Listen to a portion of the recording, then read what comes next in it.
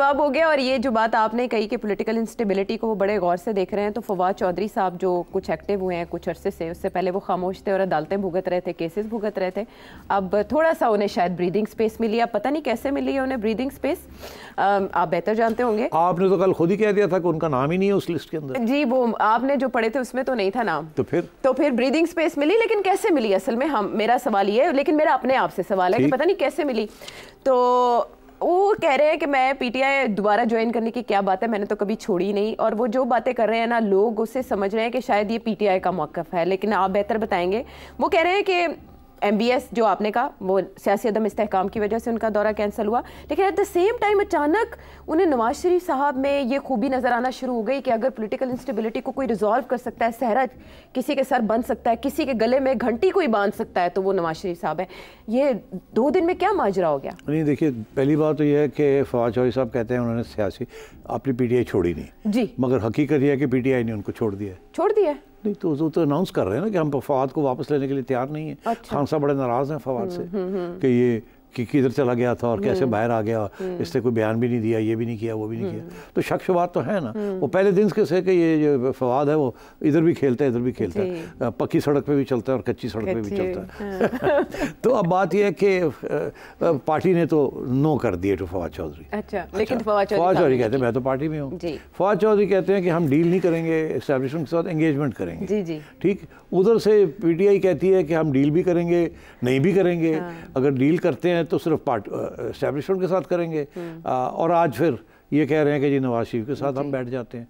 तो PTI clear नहीं है, वहाँ हर जड़ा बंदा उठता है वो अपनी लाइन ले लेता है। अब आइए, आपने ये बात की कि फवाद चौधरी ने ये क्यों कहा है कि जी, क्योंकि फवाद चौधरी को नज़र आ रहा है कि अब PTI और एस्टैब्लिशमेंट के दरमियान तल्लुकात और ख़राब होने जा रहे हैं, जो आगे जाके हम डिस्कस करते हैं। ये जो कुछ तब्दीलियाँ हुई हैं, जो प्रमोशंस हुई हैं आज एस्टैब्लिशमेंट आर्मी के अंदर, विल डिस्कस दैट। मेरा तजिया होगा कि टाइट हार्ड लाइन आ रही है। तो फवाद चौधरी साहब को भी नज़र आ रहा है ये बात। तो इसलिए फवाद चौधरी साहब ने सोचा अब क्या करें। अब तो हमारी पार्टी तो तैयार नहीं है माफ़ी मांगने के लिए या कोई तस्लीम करने के लिए हमसे गलती हुई है, या उससे आगे बढ़ने के लिए कोई रास्ता निकालने के लिए तैयार नहीं है। और खान साहब ख़ुसूसन बिल्कुल ही तैयार नहीं है। तो उन्होंने सोचा कि एक चीज़ हो सकती है कि अगर हम इस्टेब्लिशमेंट को ये इशारा जाए कि अगर आप हमसे नरमी नहीं करेंगे तो हम नवाज शरीफ साहब के साथ मिल जाएंगे। क्यों? क्योंकि सबको इस बात का इल्म है कि शहबाज साहब जो हैं वो तो इस्टेब्लिशमेंट की चोजन है, जाहिर है। वही फवाद चौधरी साहब ने कहा उनके पास तो कुछ नहीं है ही नहीं। तो वो समझते हैं कि नवाज शरीफ साहब जो हैं वो अभी भी उनके अंदर एक एंटी इस्टेब्लिशमेंट का खून दौड़ता है, क्योंकि उनके साथ काफ़ी हाथ हुआ है एस्टैब्लिशमेंट से। अभी रिसेंटली भी आप देख लें, वो उनका ख्याल था कि वो प्राइम मिनिस्टर बनेंगे, मगर बन के कोई और गया। तो जाहिर है, तो फवाद चौधरी का एनालिसिस सही है कि नवाज शरीफ साहब जो हैं वो आउट तो हो गए हैं, ठीक है, मगर अभी उन्होंने सियासत छोड़ी नहीं है। अभी भी वो अब पार्टी को कंट्रोल में लेना चाह रहे हैं। अगले 10 दिन के अंदर अंदर आपको नज़र आ जाएगा, वो प्रेसिडेंट भी बन जाएंगे और उनके लोग जो हैं लाइक राणा साहब वगैरह वो सेंट्रल में अकोमोडेट होने भी शुरू हो गए हैं। ऐसे ही है ना। तो मैं ये समझता हूँ कि मियाँ साहब को ये एक दाना दिया डाला है फ्रॉम फवाद चौधरी और उसके साथी जो इसके साथ तावन करते हैं कि मियाँ नू उकसाओ, मियाँ के नाल हाथ मिलाओ। एस्टैब्लिशमेंट जिसलिए ये देखेगी कि ये तो मियाँ के साथ इन्होंने हाथ मिलाने शुरू कर दिए, तो ये गड़बड़ ना हो जाए शहबाज के लिए। और शहबाज हमारे लिए बड़ा ज़रूरी है, ठीक है। तो ये इसलिए ये, और फिर शायद ये सोच के एस्टैब्लिशमेंट जो है इतनी हार्ड लाइन ना ले इनके खिलाफ, तो रास्ते अपने खुले रखे। तो Fawad is playing this game. कि अच्छा, उधर से आप देखिए बड़ी इंटरेस्टिंग बात कि राना सनाउल्लाह ने भी बयान दे दिया है कि नवाज शरीफ तो हमेशा तैयार है इमरान खान से बात करने के लिए। आया ना, बिल्कुल ऐसे ही है। तो उन्होंने क्या, उन्होंने भी यही सोचा है। नून लीग के हाथ में तो कुछ भी नहीं है, और ख़ुसूसन जो थोड़ा बहुत है वो शहबाज के हाथ में, नवाज के हाथ में तो कुछ भी नहीं है। ऐसे ही है ना। तो वो जो नवाज की जो पार्टी है, जो कि अब वो प्रेसिडेंट भी बनने लगे हैं, असली पार्टी तो मियाँ साहब की है ना। ये तो अब PTI जो नून लीग है, S जिसे आप कहते हैं, वो तो एस्टैब्लिशमेंट की पार्टी बन गई है ना। अच्छा। तो मियाँ साहब तो अभी भी इसके ये नहीं समझते कि नून लीग को कभी भी एस्टैब्लिशमेंट की पार्टी होना चाहिए। वो उनको तो ये फिक्र है कि हमारा बयानिया इमरान खान ले गया, ये तो एस्टैब्लिशमेंट का बच्चा है, और ये हम तो एंटी एस्टेब्लिशमेंट थे, अवाम को हमने यही हमारा नारा था, आज वो नारा बड़ा गूंज रहा है मगर ले उसका फ़ायदा इमरान खान ले जा रहा है। तो मियाँ साहब अभी भी ये उनकी ये कोशिश है किसी तरीके के साथ ये सारी स्पेस जो है वो इस्टेब्लिशमेंट को ना दी जाए, अपने हाथ में भी कुछ रखा जाए, नहीं तो इस्टेब्लिशमेंट की बात सुनते सुनते और उनके काम करते करते जो रह गए हम वो भी हम फारग हो जाएंगे, पीटी नून लीग फारग हो जाएगी, तो अगले इलेक्शन तक तो विल बी वाइप्ड आउट।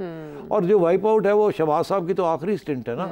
मियाँ साहब ने तो सिर्फ अपना और शहबाज का नहीं सोचना, उन्हें मरियम का भी तो सोचना ना। Maryam is a long term player, like Bilawal is a long term player. तो अगर मरियम नॉकआउट हो जाती है because of the closeness of Shahbaz Sharif साहब विद एस्टैब्लिशमेंट, ठीक, तो फिर क्या रह जाएगा। तो मेरा ये ख्याल है, इसीलिए राणा साहब की तरफ से भी एक चाल आ गई है, ठीक, कि जी वो भी इस्टेब्लिशमेंट की तरफ इशारा है। हम भी तैयार हैं, वो कह रहे हैं, हाँ, ये भी तैयार है। तो फिर दूरियां कैसे मिटेंगी इमरान खान साहब? नहीं मिटेंगी, सिर्फ बातें होंगी, अच्छा, मिटेंगी नहीं। मगर इशारा दोनों इस्टेब्लिशमेंट को कह रहे हैं।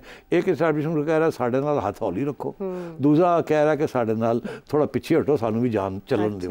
हाँ ठीक है, चलो देखते हैं कि अब वो इस्टेब्लिशमेंट की तरफ से इसकी हिकमत अमली जवाबी क्या होगी। आगे आइए आप।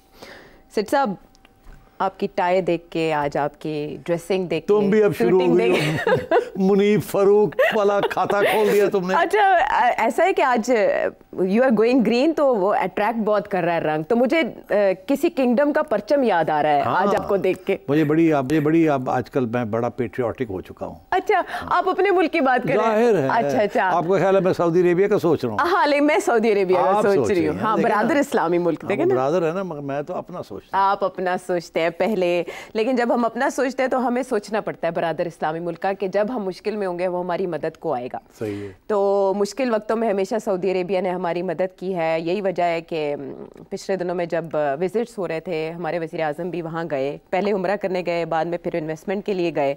कुछ MOUs जो हैं वो अभी भी रहते हैं, एग्रीमेंट्स रहते हैं, जिनके लिए ज़रूरी था कि मोहम्मद बिन सलमान साहब सऊदी वली अहद वो आए पाकिस्तान के विज़िट पर, और 19 मई तारीख बताई जा रही थी, 2 रोज़ा विज़िट पर आएंगे, और तैयारियां की जा रही थी। यहाँ तक कि वज़ीर आज़म पाकिस्तान ने अपनी मसरूफियात तर्क कर दी थी कि वो मॉनिटर करेंगे उनके इस्तकबाल की तैयारियां कैसी हैं। तो अचानक ये खबर आती है कि कुछ नामालूम वजूहात की बिना पर उनका दौरा मुलतवी हो गया है। शायद ईद के बाद और हज के बाद वो आए पाकिस्तान, जून के तीसरे हफ्ते में। लेकिन ऐसे में जब IMF कह रही है कि पाकिस्तानी मईशत को गैर मामूली ख़तरात का सामना है, इस तरह की खबरें ना बहुत बुरा इम्पैक्ट डालती हैं ओवरऑल। मुझे आपसे ये जानना है रीज़न कि क्या कहती है आपकी चिड़िया, वो क्यों नहीं आ रहे या कब आएंगे?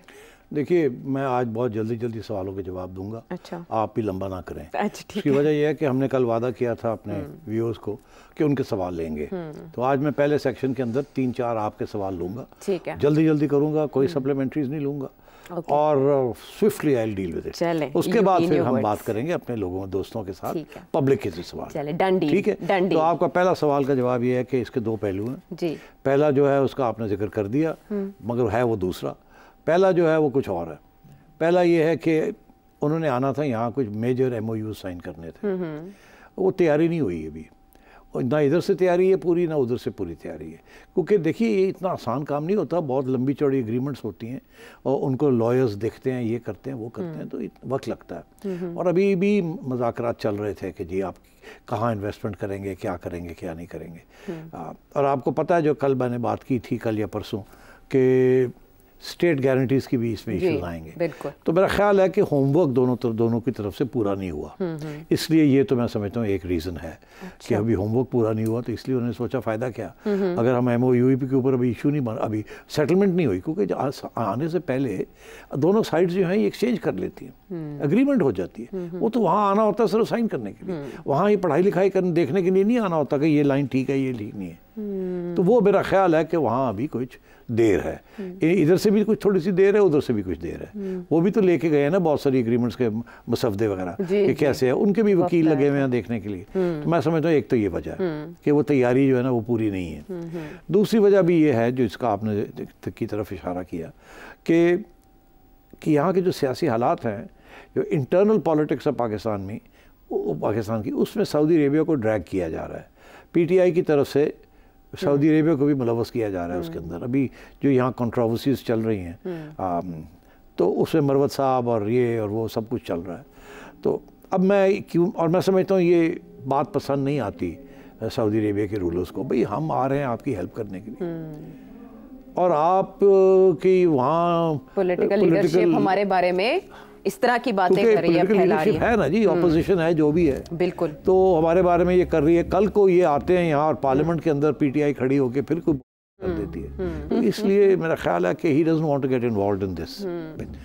और तीसरी बात ये है कि कुछ इशारा उनको भी मिल गया है कि उनके जो सफ़ीर हैं यहाँ वो भी लिख के भेजते हैं कि यहाँ के सियासी हालात क्या हैं, ख़तरे क्या हैं, रिस्क क्या है, और क्या आपके ऊपर तबसरे हो सकते हैं, नहीं हो सकते, कौन क्या बात कर सकता है। और अब IMF की तरफ से भी ये इशारा आ गया, और उनको अभी आज की हेडलाइंस थी कि IMF भी कह रही है कि हालांकि मामले सही चल रहे हैं, जो मगर इकोनॉमिक फ्रंट पे, मगर सियासी इंस्टेबिलिटी जो है और जो वहाँ टेंशन हुई हुई है मुल्क में, वो अगर जल्दी रिजॉल्व ना की गई, उस मसले हल ना किए गए, तो सारा IMF का प्रोग्राम जो है ये डीरेल हो सकता है। बिल्कुल ऐसे। तो ये भी खदशा है। और याद रहे कि सऊदी अरेबिया ने ये पहले फैसला किया था कि अगर IMF और वर्ल्ड बैंक, अगर IMF आएगा तो वर्ल्ड बैंक आएगा, वर्ल्ड बैंक आएगा तो भी आएगा, फिर सऊदी अरेबिया भी आएगा, तो वो सारा सिलसिला शुरू हो गया। अब अगर उनमें से एक मेजर खिलाड़ी IMF जैसा कह रहा है कि भाई गड़बड़ हो रही है पाकिस्तान में, हालांकि सब चीज़ें अभी तक ठीक चल रही हैं इकोनॉमिक फ्रंट पे, मगर पॉलिटिकल फ्रंट के अंदर बड़ी इंस्टेबिलिटी है जो कि इकोनॉमिक्स को अफेक्ट कर सकती है। तो इसलिए उन्होंने भी इसकी तरफ तवज्जो दिलाई।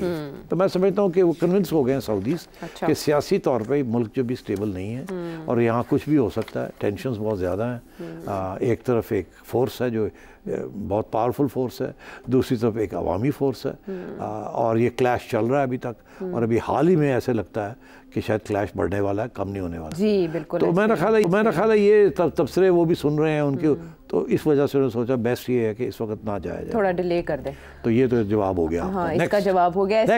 इसका